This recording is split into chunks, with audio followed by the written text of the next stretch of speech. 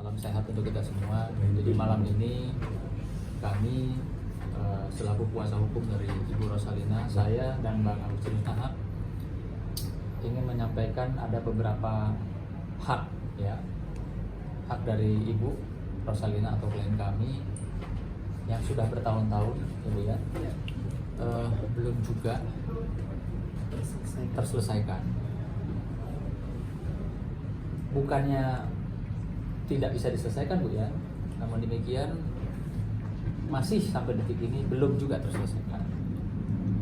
Nah, kami tentunya selaku tim kuasa hukum akan terus berjuang sampai Ibu Rosalina klien kami mendapatkan haknya.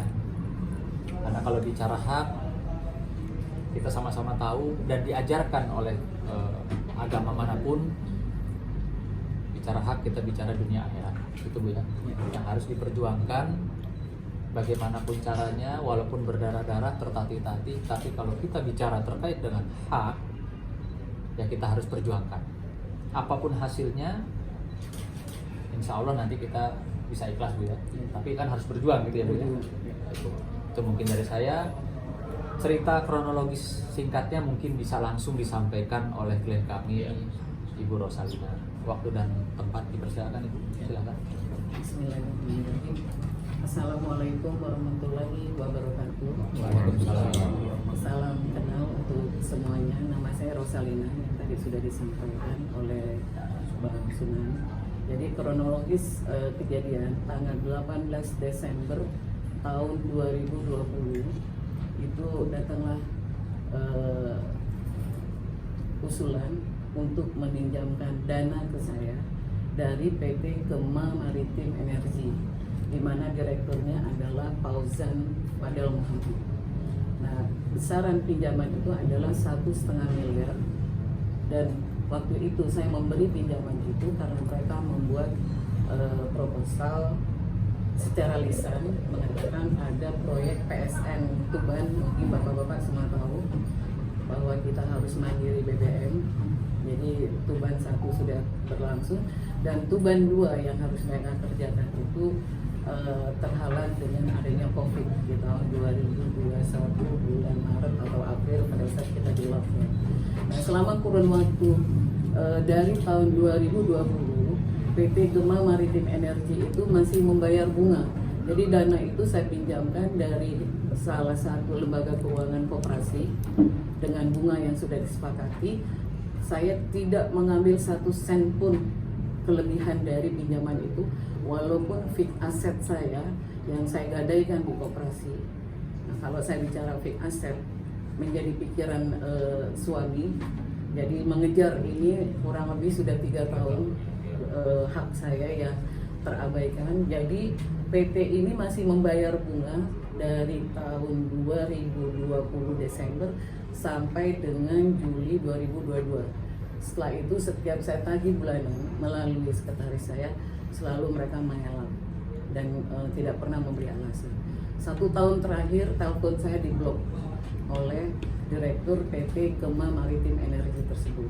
Saya sudah pernah datang ke kantor MPR mau menyelesaikan ini kekeluargaan dengan orang tuanya, tapi saya ditolak. Bahkan WA saya pun masih ada bukti yang saya simpan. Tadinya orang tuanya adalah Bapak Fadel Muhammad. Saya ingin menyelesaikan, kenapa berlama-lama sampai 3 tahun. Jadi keseharian jiwa keibuan saya itu muncul karena saya lihat memang keseharian saya adalah relawan membangun anak-anak muda untuk masuk menjadi tuan rumah di negeri ini adalah di sektor industri kecil menengah. Jadi saya tuh relawan membangun itu. Jadi pada saat mereka mau pinjam dana dengan senang hati, apalagi saya tahu bahwa pemerintah menetapkan Tuban sebagai PSN. Jadi kalau saya menggandeng 2 kuasa hukum saya saat ini adalah saya hanya menuntut hak saya saja. Tadi seperti yang disampaikan, agama manapun saya menuntut karena saya baru berani mengajukan ini menjadi masuk ke ranah hukum kira-kira 147 hari yang lalu. Suami saya meninggal. Saya baru sadar sesadarnya begitu care-nya kami mencari jejak-jejak suami, di mana dia punya utang, kami harus membayar. Sehingga orang utang kami pun harus kami tagih. Nah, kalau saya katakan tadi menurut agama kalau kematian itu adalah takdir, tapi sesungguhnya suami saya sedih melihat saya yang selalu mengejar Fauzan, Direktur PT Gema Maritim Energi, dan berusaha kemana-mana saya mencari untuk mediasi kekeluargaan, tapi tidak pernah ditanggapi dengan serius. Jadi kira-kira kronologisnya seperti itu. Terima kasih.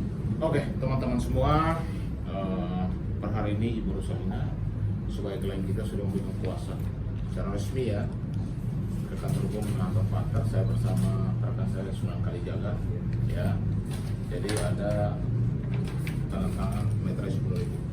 Artinya secara resmi Ibu kami dampingi sebagai kuasa hukum dalam hal ini adalah di non litigasi ya, karena litigasinya sudah ada rekan-rekan tim yang lain yang akan melaksanakan sidang di tanggal berapa Bu ya? 19. 19. Jadi Besok ya? Ya, besok. Jadi perlu saya sampaikan bahwa ini seorang ibu yang lagi memperjuangkan haknya. Ibu umurnya sudah berapa Bu ya? 65 tahun. 65 tahun.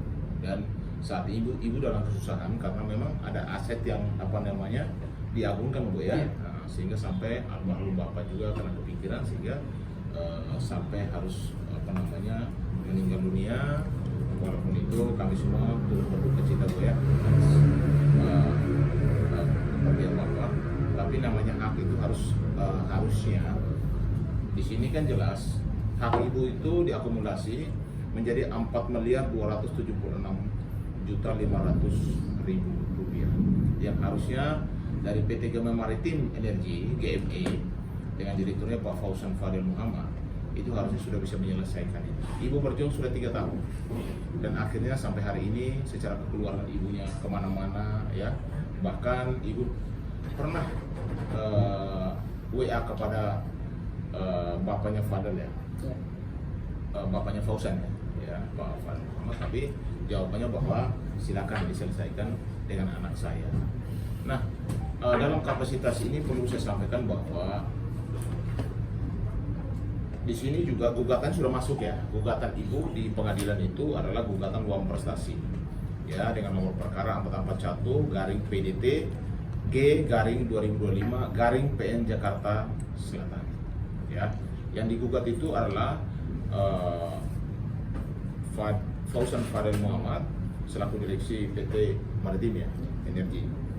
Dan hari ini juga kami juga perlu sampaikan bahwa nanti di tanggal 19 hari Senin itu akan terjadi sidang pertama. Sudah ada rilisnya, sudah ada panggilan kepada kedua pihak. Tetapi kami di sini juga mau menyampaikan bahwa kami masih membuka ruang